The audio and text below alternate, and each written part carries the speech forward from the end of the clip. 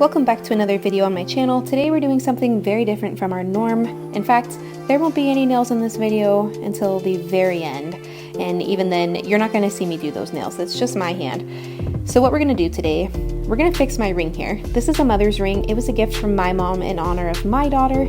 And I like to wear it, but the major problem, as you can see here, the tines that hold the stone in place catch on everything. In fact, it's already been professionally repaired and we still have the same reoccurring problem.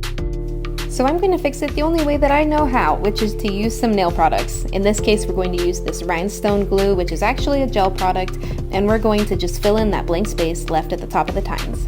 But first, we have to remove all of my blanket fuzzies because we definitely don't want to leave those in once we cure that gel in place.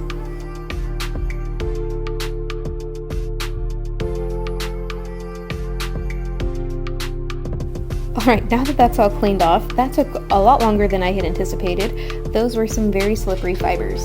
Now we're going to go in and just clean up the surrounding area, just in case there's any lasting oils.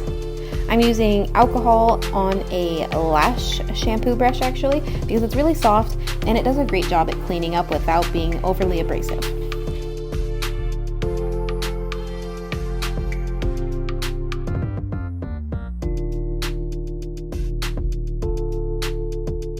Now that it's all clean, we're going to go in with our gel here. The great thing about this gel in particular is that it's actually made for being used on rhinestones. So you can use it on stones. It is going to cure tack-free, so it's not going to have any sticky layer, and it's also going to be shiny. So to me, this made the most sense. Additionally, it has that little precision applicator right there, so that made it a lot easier than having to kind of like dish it out onto a tile and then use a liner brush to try and get in there. This just made a lot more sense.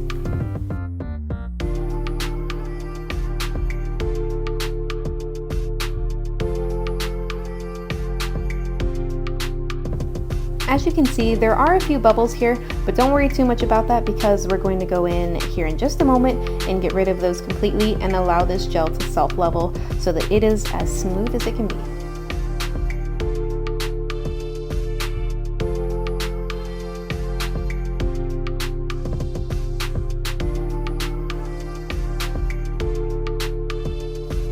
All right, there are those bubbles right there. See where I'm talking about up in the top left?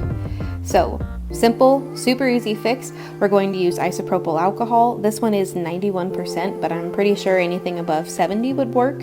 We're going to use it on a fine mister, and we're just going to spray it. This is a resin trick that people do, and if you weren't aware, gel and resin are actually very, very similar, except one is designed to be used on plastics, and one is designed to be used on a human.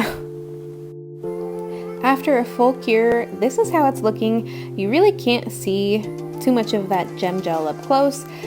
So I'm not even going to worry about it.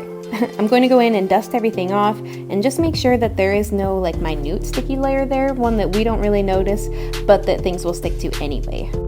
Here it is all said and done. Yes, it's on my left hand, on my ring finger. I'm more of a less is more type of jewelry person, so this is what works for me. My husband doesn't mind. If you enjoyed today's video, go ahead and like, comment, and subscribe, and we'll see you tomorrow.